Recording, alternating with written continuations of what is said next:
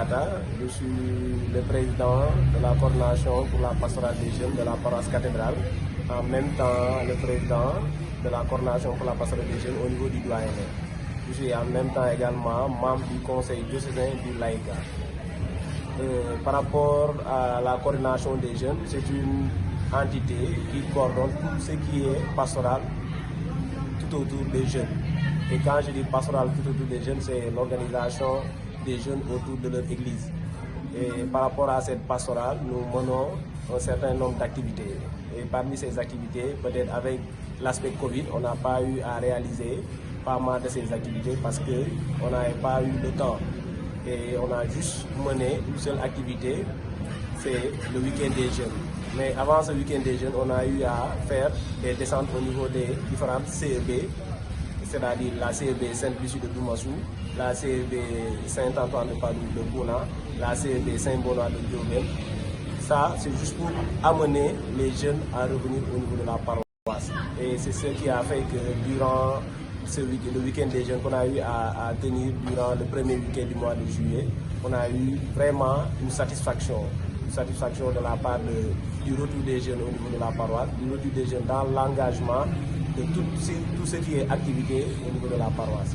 Et durant ce week-end, on a, en ce qui concerne les manquements, bon, ça ne manque pas dans la coordination des jeunes parce qu'aujourd'hui, nous, on aimerait au moins avoir beaucoup plus de logistique. Quand je dis logistique, c'est-à-dire au niveau de la coordination, nous n'avons pas assez de matériel, alors qu'on pouvait avoir au moins aujourd'hui, si je parle de logistique, des chaises en plastique. On souhaiterait au moins que la paroisse ou bien la coordination des jeunes puisse avoir ça.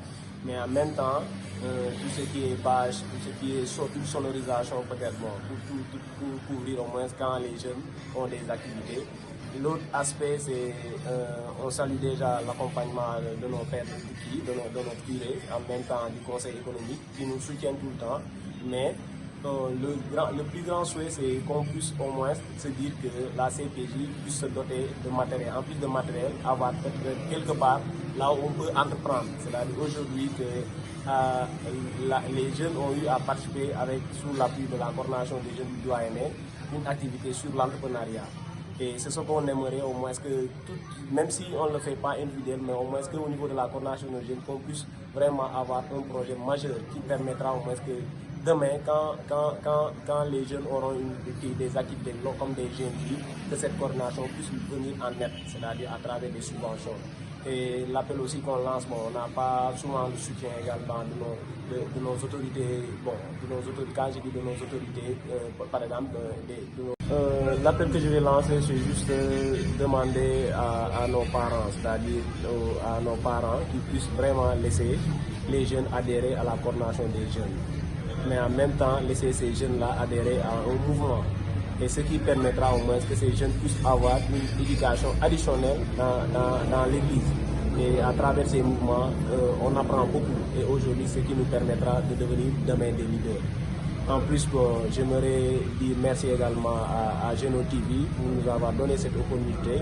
Et je vous souhaite vraiment plein succès dans tout ce que vous faites par rapport à la communication au sein de la paroisse, mais également dans le dossier, dans toute la communauté coldoise.